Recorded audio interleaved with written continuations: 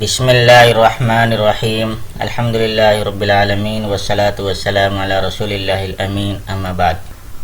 محترم ناظرین کرام، اس وقت میں آپ حضرات کے سامنے ایک اہم مسئلہ لے کر حاضر خدمت ہوا ہوں، وہ ہے کرامات الاولیاء، اولیاء اور بزرگوں کی کرامات سے متعلق۔ آج کل بزرگوں کی کرامات سے متعلق غلط فہمی عام ہونے کی وجہ سے لوگ افراط و تفریط میں مبتلا ہیں۔ جہاں آج ایک طرف وہ طبقہ ہے جو اولیاء کو کرامات کی بنیاد پر کائنات میں جزوی طور پر متصرف سمجھتا ہے، اور کرامات کو دیکھ کر وہ یہ تصور رکھتا ہے کہ اولیاء کے ہاتھ میں کچھ اختیارات ہوتے ہیں، وہ جب چاہیں قانون قدرت کو توڑ سکتے ہیں اور خلاف عادت اور خرق عادت چیزوں کو ظاہر کر سکتے ہیں۔ تو ایک طبقہ جہاں یہ گمان رکھتا ہے، وہیں دوسری طرف ایک طبقہ وہ ہے جو کرامات اولیاء کو سرے سے گویا انکار ہی کر، وہ کرامات اولیاء کو کفر و شرک سمجھتا ہے۔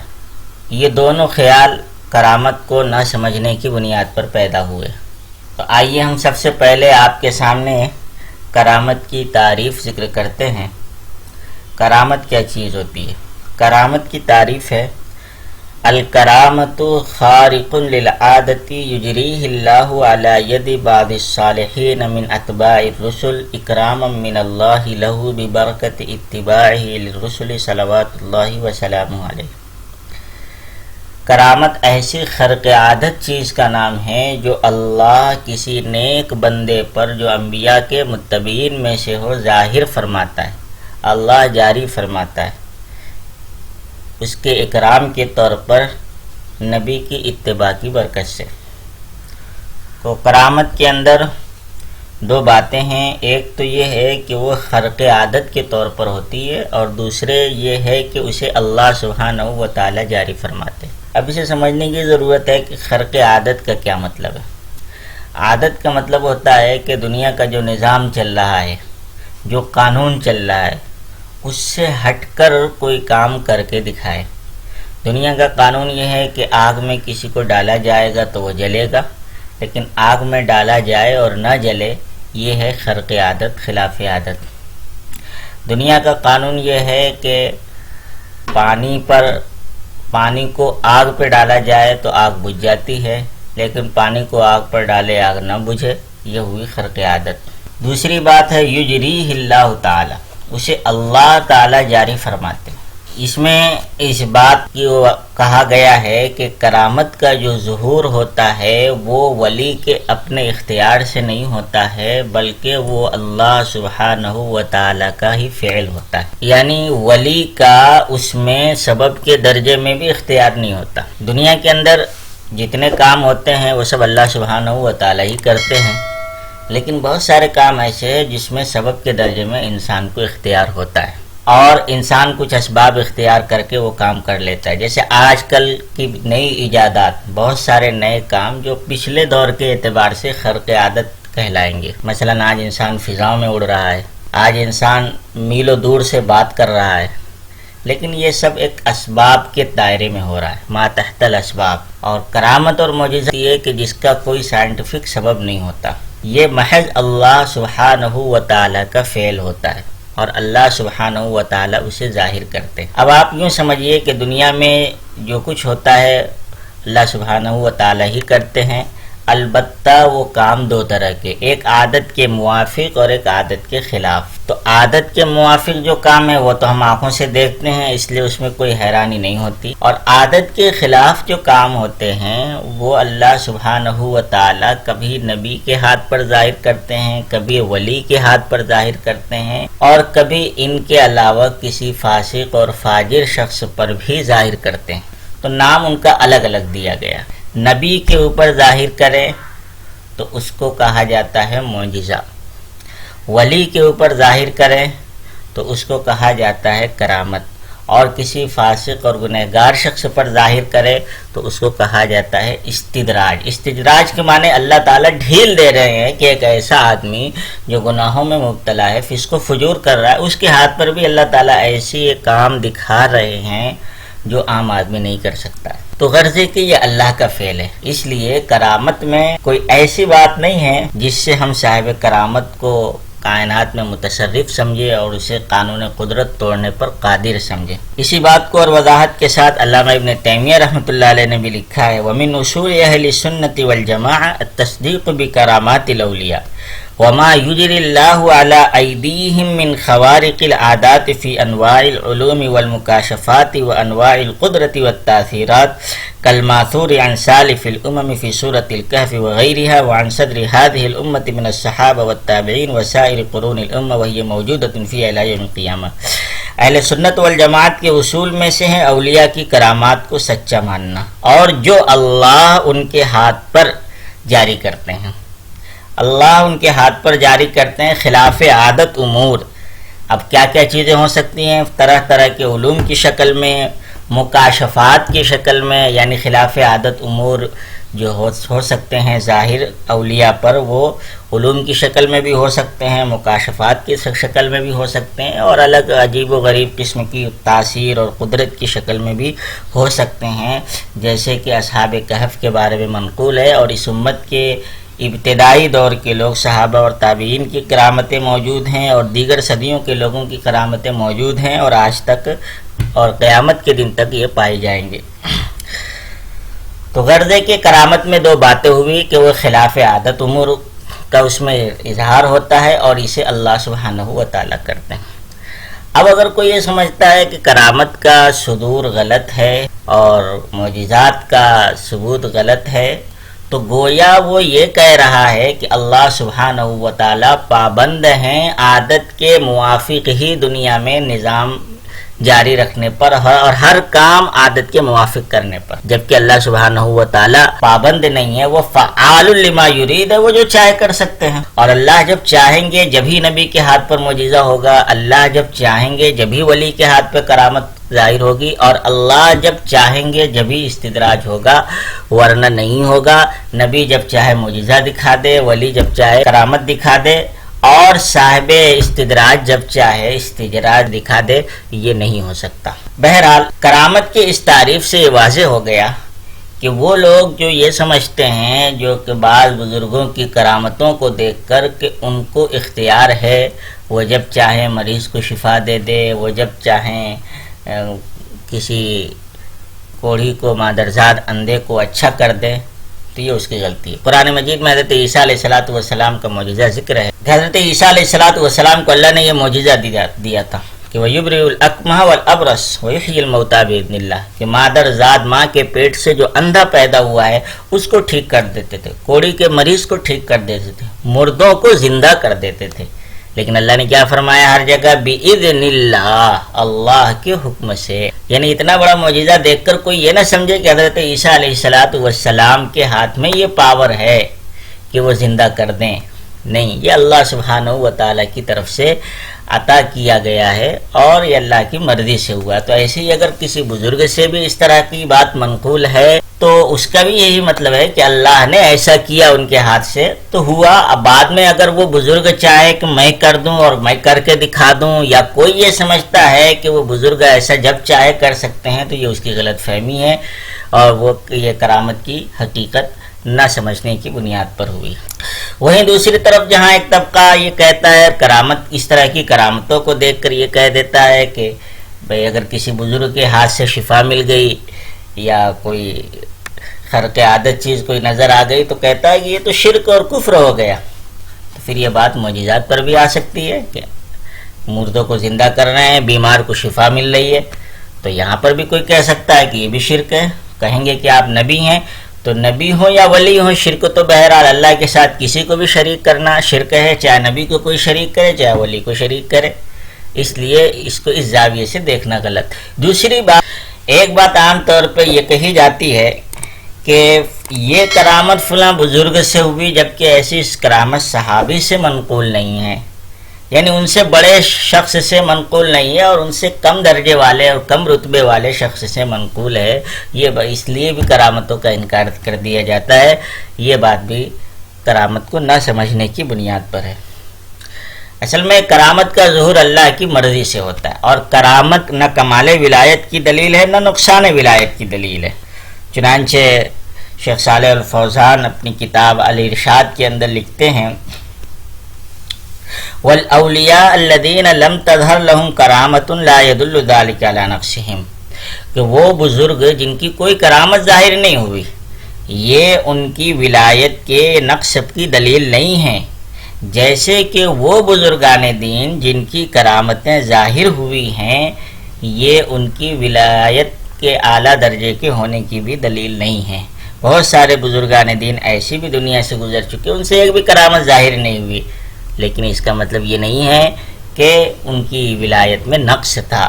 اس لیے صوفیہ مشائخ اس بات پر زور دیتے ہیں کہ استقامت کو اختیار کیا جائے، سنت کی اتباع کو اختیار کیا جائے، اور یہ مقولہ مشہور ہے ان کے ہاں، الاستقامت فوق الف کرامہ، استقامت 1000 کرامت سے بڑھ کر ہے، یعنی دین پر پابندی کے ساتھ جمے رہنا یہ 1000 کرامتوں سے بڑھ کر ہے۔ علامہ ابن تیمیہ رحمۃ اللہ علیہ فرماتے ہیں، مجموع الفتاوی کے اندر لکھتے ہیں، وَمِمَّا يَنبَغِي أَن يُعْرَفَ أَنَّ الْكَرَامَةَ قَدْ تَكُونُ بِحَسَبِ حَاجَةِ الرَّجُلِ، کہ یہ بات جاننے کی ہے کہ کرامت کبھی انسان کی ضرورت کے تحت بھی ہوتی ہے، کبھی کوئی کرامت اس وجہ سے ہو جاتی ہے کہ اس کی کوئی ضرورت پڑتی ہے، یا کوئی سامنے کوئی ایسا شخص ہوتا ہے جس کو ضرورت ہوتی ہے، اس کا ایمان ناقص ہوتا ہے، یا کسی غیر ایمان والے کو ایمان کی طرف راغب کرنے کے لیے ضرورت پڑتی ہے کہ کسی ولی کے ہاتھ پر کرامت کا ظہور ہو، اس لیے اولیاء کے ہاتھ پر اس وجہ سے بھی کرامتوں کا ظہور ہو جاتا ہے، اور اس سے بڑا ولی ہوتا ہے اس کے ہاتھ پر ظہور نہیں ہوتا، اس لیے کہ اسے کوئی اس طرح کی ضرورت نہیں ہوتی ہے۔ چنانچہ علامہ ابن تیمیہ فرماتے ہیں کہ وَلِذَلِكَ وَلِهَذَا كَانَتْ هَذِهِ الْأُمُورُ فِي التَّابِعِينَ أَكْثَرَ مِنْهَا فِي الصَّحَابَةِ، اسی وجہ سے یہ کرامتیں تابعین میں صحابہ سے زیادہ رہی ہیں، کیونکہ وہاں اس طرح کی ضرورت تھی۔ تو اب اگر کوئی یہ کہے کہ بھائی تابعین سے یہ کرامتیں ظاہر ہو گئی، صحابہ سے نہیں ہوئی، تو ہم کیسے اسے مانیں؟ تو یہ اس کی کم فہمی کی بات ہے۔ تو غرض ہے کہ کرامت اللہ کی مرضی سے ہوتی ہے، اور اللہ جب چاہتے ہیں ہوتی ہے، اور کرامت کا ہونا یہ نقصان ولایت کی دلیل نہیں ہے، اور نہ اس سے یہ معلوم ہوتا ہے کہ صاحب کرامت اس سے بڑا ہے جسے کرامت نہیں ہوئی ہے۔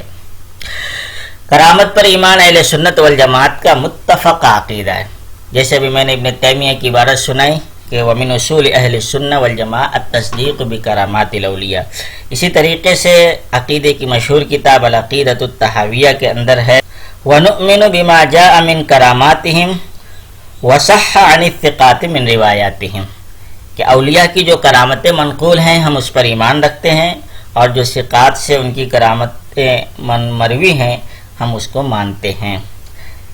علامہ نووی رحمۃ اللہ علیہ فرماتے ہیں، اعلم ان مذہب اہل الحق اثبات کرامات الاولیاء، اہل حق کا مذہب ہے کرامات اولیاء کو ثابت ماننا، وانہا واقعۃ موجودۃ مستمرۃ فی الاثار، اور کرامت واقع رہی ہے، موجود رہی ہے، ہر زمانے میں رہی ہے، وَيَدُلُّ عَلَيْهِ دَلَائِلُ الْعَقُولِ وَصَرَائِحُ النُّقُولِ، اور اس پر عقلی دلائل اور صریح نقول اس پر دال ہیں، اور آگے انہوں نے اس کی نظائر ذکر کیے ہیں۔ علامہ قرطبی رحمۃ اللہ علیہ تفسیر قرطبی میں لکھتے ہیں، کرامات الاولیاء ثابتۃ علی ما دلت علیہ الاخبار الثابتہ والآیات المتواترہ ولا ينکرها الا المبتدع الجاحد او الفاسق الحائد، اولیاء کی کرامتیں ثابت ہیں جیسے کہ ثابت احادیث متواتر آیات اس پر دلالت کرتی ہیں، اور اس کا انکار کوئی ہٹ دھرم بدعتی یا کوئی راہ راست سے ہٹا ہوا فاسق ہی کر سکتا ہے۔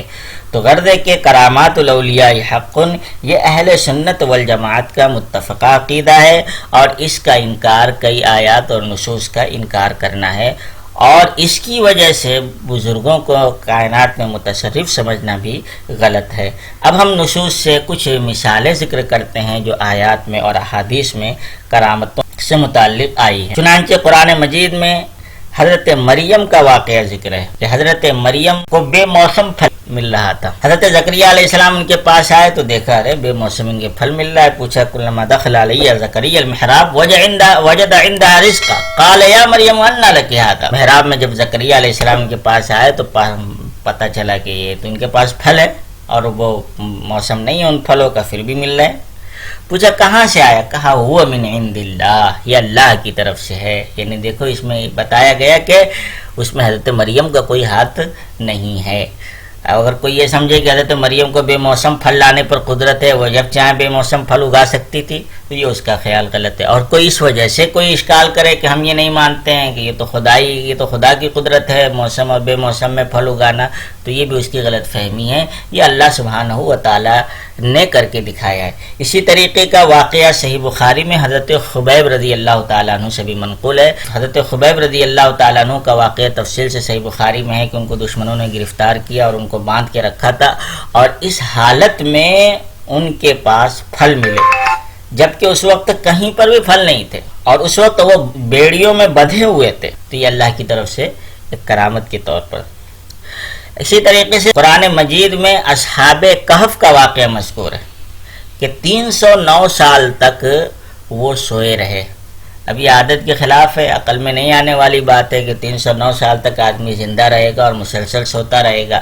لیکن قرآن مجید میں منقول ہے کہ اصحاب کہف کو اللہ تعالیٰ نے سلایا وَلَبِثُوا فِي كَهْفِهِمْ 300 سِنِينَ وَازْدَادُوا 9، اور کہا کہ وَنُقَلِّبُهُمْ ذَاتَ الْيَمِينِ وَذَاتَ الشِّمَالِ، ہم ان کو دائیں بائیں پلٹاتے تھے. اس طریقے سے 309 سال تک وہ سوئے رہے. اسی طریقے سے صحیح بخاری میں حضرت انس رضی اللہ تعالیٰ عنہ سے منقول ہے ان رجلین من اصحاب النبی صلی اللہ علیہ وسلم، اللہ کے نبی علیہ السلام کے پاس سے 2 صحابی نکلے. یہ 2 صحابی ایک عباد ابن بشر تھے اور ایک انصاری صحابی تھے اسید ابن حضیر رضی اللہ تعالیٰ عنہ. یہ دونوں اللہ کے نبی علیہ السلام کے پاس سے نکلے ایک اندھیری رات میں، اور ان کے ساتھ ایک چراغ کے جیسا نظر آ رہا تھا. یعنی چراغ نہیں تھا لیکن ایسا چراغ کے جیسی کوئی چیز خرق عادت کے طور پر دکھ رہی تھی. جب دونوں ساتھ میں چل رہے تھے تو چراغ ساتھ میں تھا، جب علیحدہ ہو گئے تو یہ چراغ بھی علیحدہ ہو گئے، یہاں تک کہ گھر پر اپنے پہنچ گئے. اب یہ واقعات صحیح بخاری کے اندر صحیح سند سے منقول ہے. اب اس واقعے کو کوئی یہ سمجھے کہ صحابی کے ہاتھ میں تھا اندھیرے میں روشنی پیدا کر دینا، تو یہ بھی اس کا خیال غلط ہے. اور کوئی اس واقعے کا اس وجہ سے انکار کر دے کہ ایسی کرامت حضرت ابوبکر سے منقول نہیں ہے تو ہم کیوں مانیں گے، تو یہ بھی اس کی غلطی ہے. اسی طریقے سے صحیح بخاری میں جریج راہب کا واقعہ بھی بڑی تفصیل سے منقول ہے. جریج راہب بنی اسرائیل میں ایک عبادت گزار شخص تھا اور وہ اپنے گرجے میں رہتا تھا. ایک مرتبہ ہوا یوں کہ اس کی والدہ نے اسے پکارا اور وہ نماز میں تھا، اس لیے وہ کشمکش میں مبتلا ہو گیا کہ میں کیا کروں، والدہ کو جواب دوں یا نماز توڑ دوں.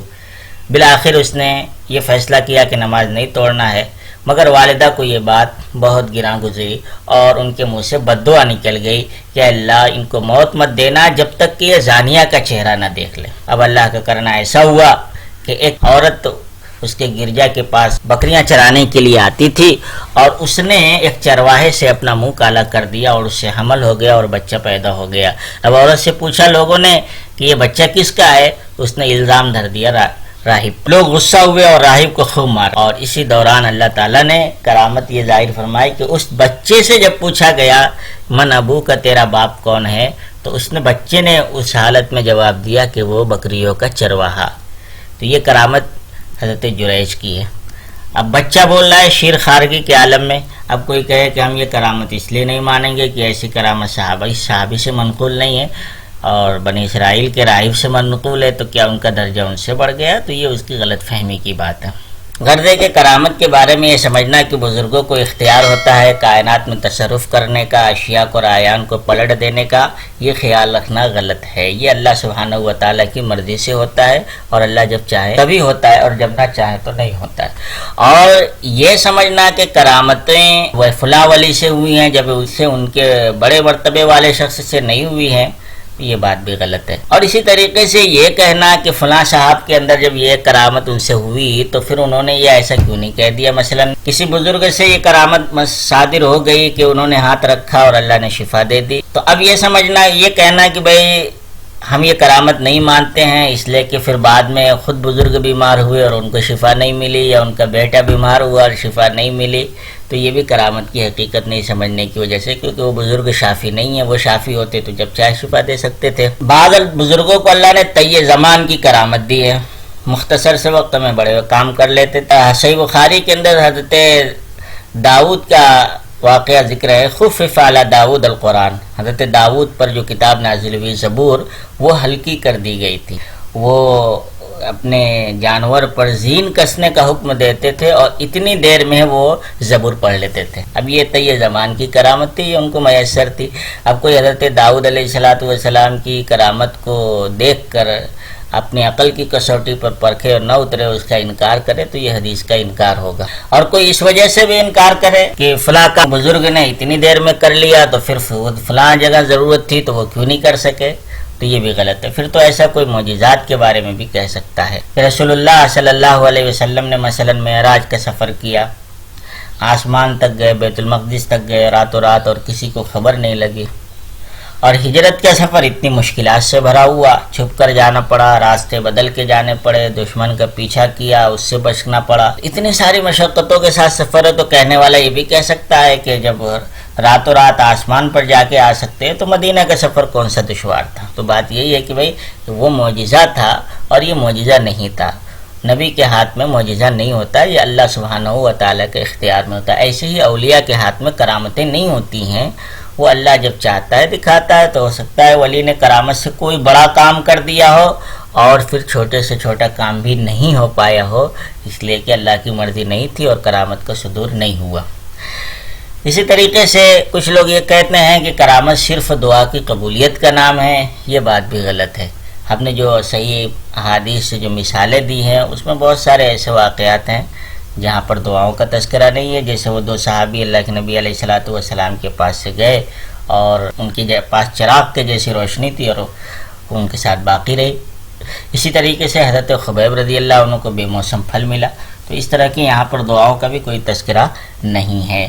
امام نووی رحمۃ اللہ علیہ فرماتے ہیں کہ وفیہ ان الکرامات قد تکون بخوارق العادات علی جمیع انواعها. اس میں یہ بات ہے کہ کرامات خارق عادات امور کے ذریعے ہوتی ہے تمام طرح کے تمام قسموں میں. ومنع بعضهم، بعض لوگوں نے کہا کہ نہیں ایسا نہیں ہوتا. وادعى انها تختص بمثل اجابت دعاء ونحوه، اور یہ دعویٰ کیا ہے کہ کرامت صرف دعا کی قبولیت وغیرہ کی قبیل سے ہوتی ہے. وهذا غلط من قائله وانکار للحس، کہ ایسا کہنا قائل کی غلطی ہے اور حس اور مشاہدے کا انکار ہے، کیونکہ مشاہدے میں ایسی کرامتیں آئی ہوئی ہیں جس میں دعا کا تذکرہ نہیں ہے. بل الصواب جریانها بقلب الاعیان واحضار الشیء من العدم ونحوه. درست بات یہ ہے کہ کرامتیں ظاہر ہوتی ہے، کرامتوں کی وجہ سے چیزیں کی حقیقت بھی بدل سکتی ہے اور کوئی چیز عدم سے وجود میں بھی لائی جا سکتی ہے. اس طرح کی چیزیں بھی ہوتی ہے کیونکہ یہ اللہ کی مرضی سے ہوتا ہے، اللہ کا فعل ہوتا ہے اور اللہ ہر چیز پر قادر ہے، اللہ جو چاہے وہ کر سکتا ہے.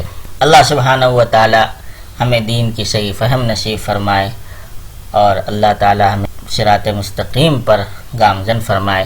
آمین.